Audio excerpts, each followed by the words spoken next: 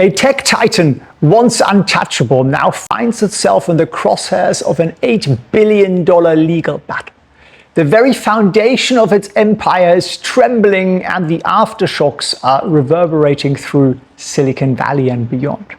Now, you might be thinking, Felix, surely you're exaggerating? Well, I assure you, I'm not. This isn't just any company we're talking about. This is a giant whose products are woven into the fabric of our daily lives, used by billions of people around the globe every day. Their company name is a verb. Now, let me ask you this. Does this scenario remind you of anything? Perhaps a certain corporate giant's spectacular fall from grace decades ago? If you are nodding along, then you're onto something. We're witnessing history repeat itself, but with a modern twist. But here is where things get truly fascinating. This isn't just about one company's fate. It's much bigger than that. We're talking about a potential seismic shift in the tech landscape that could reshape the Magnificent Seven as we know them. Now, I know you're thinking, Felix, stop beating around the bush and tell us what the company is. Don't worry, I'm going to get there. But first, while this tech giant is facing unprecedented challenges, there's still incredible opportunities in the market. In fact, Winston's teaching portfolio here is up over 93% this year alone. He turned $30,000 into $58,000 in 9 or 10 months. If you're curious about how this golden retriever achieved these results, well, I've got a rather brilliant news for you. He's hosting a 2-day beginner trading challenge, our first ever event like that. And over 2 days and about an hour each day at 8 p.m. Eastern time, we'll teach you exactly how to find the trades, how to set them up, and how to automate profit taking and risk management so that you'll be able to do all of that on your own. That's really our goal, right? Freedom. Freedom so you can spend more time with your puppies. All you got to do is head over to felixprehn.org/challenge and grab your spot, which is down below. I think that's the link. Might be slightly different. Anyway, click on the link. That's in the description below. So let's jump into the heart of the story. The tech world is reeling from a series of legal battles that have resulted in an eye-watering $8 billion in fines. And that's a lot of money. It's enough to buy a small country or, fund a mission to Mars. Maybe not if Boeing's doing it, but, get the idea. And these fines aren't just a slap on the wrist. They're a full-blown assault on one of the most powerful stocks in the world. We're talking about years of investigations, multiple lawsuits, regulatory bodies coming from all parts of the world to stand against what they see as anti-competitive practices. Now, what on earth could a company do to warrant such massive penalties? Well, it's about market dominance. And this tech giant has been accused of abusing its position in online search, hint, hint, mobile operating systems, and digital advertising.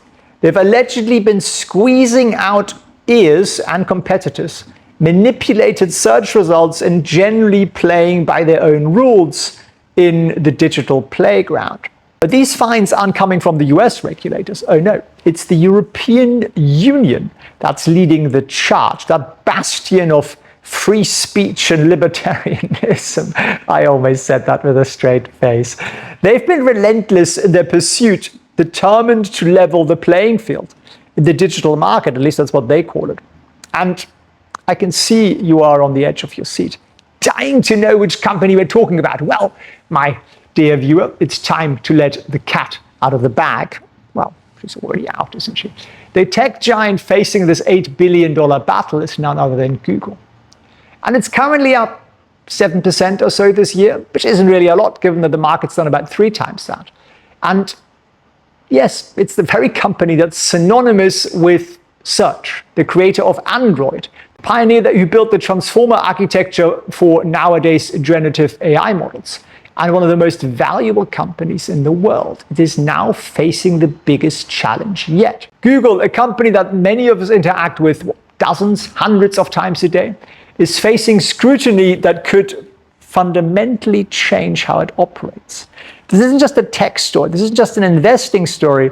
It could affect how we use the internet. It could affect the valuation of the top 7 stocks in the world. So let's break down these antitrust cases and see exactly what Google is up against. Winston here has, of course, been sniffing out the details, and he said they're rather fascinating, didn't you? Isn't that what you said? Something like that. So let's look at the major three cases that have been giving executives sleepless nights. The saga began way in 2010 when the European Commission started sniffing around Google's comparison shopping service. But it wasn't until 2017 that the hammer really fell. European bureaucrats are always to be relied upon, that they are incredibly slow. And the European Commission has accused Google of abusing its dominant position in online search. Now, how is really the question? Well, they found that Google was giving its own comparison shopping service, shopping it's called, preferential treatment in search results. Meanwhile, rival services were being pushed down the rankings, making them about as visible as a needle in a haystack. And the initial ruling was a whopping 2.4 billion euro fine. That's about $2.7 billion in real money. At the time, it was the largest antitrust fine in EU history. Quite the shopping bill, wouldn't you say? Google, of course, wasn't going to take it lying down. They appealed the decision, arguing that their practice were actually pro-competition. They even made some changes, like holding auctions for shopping search listings and so on. But the issue doesn't stop here. On November 10th, 2021, the EU General Court upheld the fine. They agreed with the European Commission that Google's practices were indeed harming competition and consumers. And just when you thought it was over, on September 10th, the Court of Justice of the European Union, the EU's highest court, dismissed Google's final appeal. The 2.4 billion euro fine was set in stone. Number two, the Android operating system case. This one kicked off in 2015 with formal charges laid out in 2018. And the European Commission accused Google here of imposing illegal restrictions on Android device manufacturers. In essence, they were saying, if you want to use our popular apps and services, you got to play by our rules. And these rules included pre-installing Google apps and services as a condition for licensing the Google Play Store. The result, an even bigger fine of about $5 billion US. That's enough to make even the wealthiest tech mogul wince. And what was Google's defense? Well, they claimed Android had actually created more choice for consumers. But in September of 2022, the General Court wasn't buying it. They upheld the $5 billion fine. And as of now, Google has appealed that decision, and the case continues in the European courts. Sounds like fun, doesn't it? Last, but certainly not least, we have the AdSense case. This investigation also began in 2010, only 14 years, it's quick by European standards. With formal charges laid in March 2019, it only took them 9 years to write them out. Lots of long lunches and that kind of thing. And the European Commission essentially found that Google had been playing unfairly in the online advertising sandbox. They accused Google of imposing restrictive clauses in contracts with third-party websites, preventing these sites from displaying ads from Google's competitors. The penalty this time, 1.7 billion. And Google, true to form, has of course appealed that decision. And well, as of September 2024, that appeal is still pending. Might take another few decades given European speed. But let's put it all together. The total fines imposed by the EU here are 8 billion euros, which is, I don't know, what, $10 billion or something? Staggering amount that affects a rather aggressive stance against what the EU perceives as anti-competitive behavior by major tech companies. These cases aren't just about the money, though. They are setting precedents that could reshape how tech giants operate, not just in Europe, but potentially worldwide. The outcomes of these cases could have far-reaching implication for the other big tech companies out there. And you might think, well, it's only over there in Europe. Well, US regulators are looking at the same sort of charges and potentially even breaking up Google, forcing it to possibly sell its Android business or other part of that company. But let's take one step back in time. You see, Google's current predicament isn't entirely unprecedented. In fact, it bears a striking resemblance to another corporate's fall from great decades ago. I'm talking about none other than AT&T, the telecommunication giant that once held America in its grip. In the 1970s, bell-bottom trousers are all the rage. Disco is king, and AT&T is affectionately known as Marbell, apparently. It reigns supreme over the US telecoms industry. AT&T's rise to power was nothing short of remarkable. They grew to become the world's largest company by gobbling up rival companies faster than Winston devours his dinner, and he's pretty quick. They even struck deals with the government to make their monopoly legal in exchange for providing universal service. Clever, eh? Now, as a monopolist, AT&T wielded extraordinary influence over public debate. They argued, much like our modern tech giants, that their monopoly was in the public's best interest. Sounds familiar. But the plot thickens. In 1974, the US government decided enough was enough. They filed an antitrust lawsuit against AT&T, alleging anti-competitive practices. And this legal battle raged on for years, culminating in a settlement in 1982. Seems the Americans are a bit quicker than our European friends. The results: AT&T agreed to divest its local phone service operations in 1984. These were broken up into 7 separate companies, affectionately dubbed the Baby Bells. It was a corporate divorce of massive proportions. Now, you might be wondering, Felix, what were the effects of this breakup? Well, I'm glad you asked. Let me break it down for you. 1. Competition in the long-distance market skyrocketed. Companies like Sprint and MCI suddenly had a fighting chance, leading to lower long-distance charges for consumers. A win for the average Joe and Jane. And number 2, local residential service rates began to rise faster than inflation. You see, they were no longer subsidized by those juicy long-distance revenues. Not so good for the average Joe and Jane. And then 3, and rather interestingly, AT&T's attempt to enter the computer market post-breakup fell flat. Despite having the resources of Bell Labs and Western Electric at their disposal, their strategy didn't quite pan out as planned. 4. Here is a twist. AT&T eventually re-entered the local telephone business. And this became quite lucrative with the rise of dial-up internet access in the early 1990s. Talk about full circle. And you might be thinking, Felix, interesting history piece here, but what the heck does this have to do with Google? Well, the parallels are quite striking. Both Google and AT&T achieved near monopoly status in their respective industries.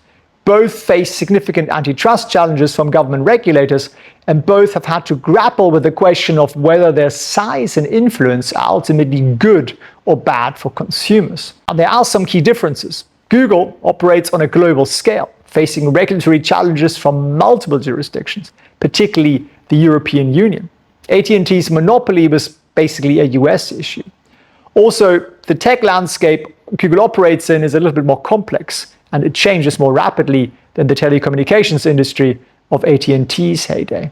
The AT&T breakup provides some valuable lessons for our current situation with Google and other tech giants. Breakups are just the first step. Regulators need to have a clear plan for actually allowing competition and innovation in that post-breakups ecosystem. Access to platforms is crucial. So like phone companies, internet platforms have network effects. So their competitors need access to the platforms, ecosystems to thrive. It's not like you can put out an app unless you can put it on the Google Play Store or the iPhone store. And yeah, I'm actually a fan of some regulation. I think they're necessary. Changes to antitrust laws and IP laws and consumer privacy legislation are all part of what we need to create a more competitive future so that the Googles don't own the world. But what does it mean for you and me as investors? Well, here's an interesting tidbit. If you had invested in AT&T in 1984, you will have over a 5.5% compound annual growth rate on your investment.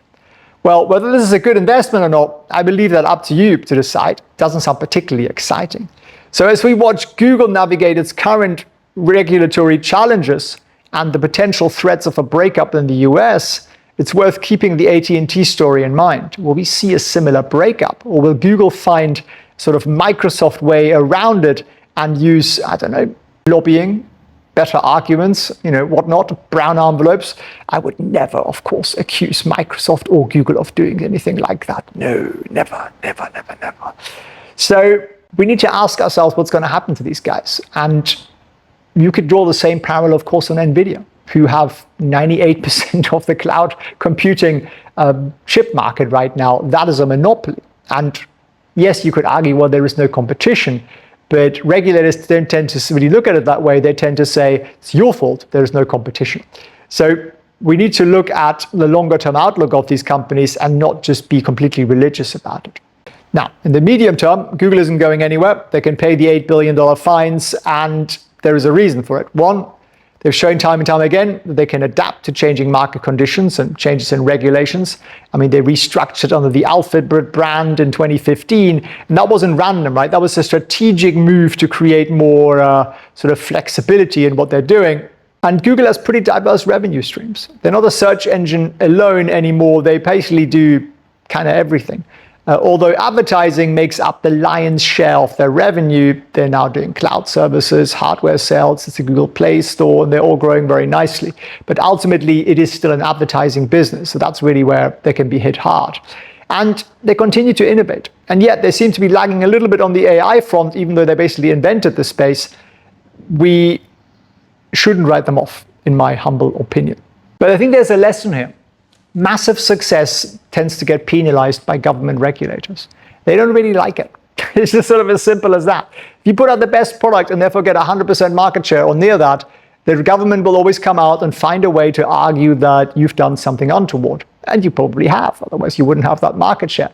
But what that means is that there is an opportunity for smaller companies to come up. So I think this blind investing in the Magnificent Seven, like a lot of people are, is possibly not the long-term solution. It might work well in a few years to come, but I think we are going to see some disruption, either from regulators or from innovation.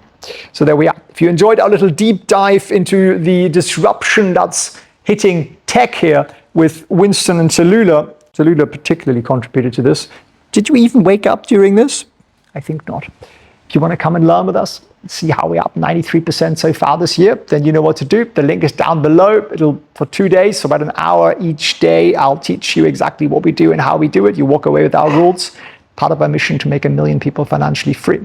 And if you enjoyed this video, share it with a friend. I thank you for watching. I thank you for tuning in.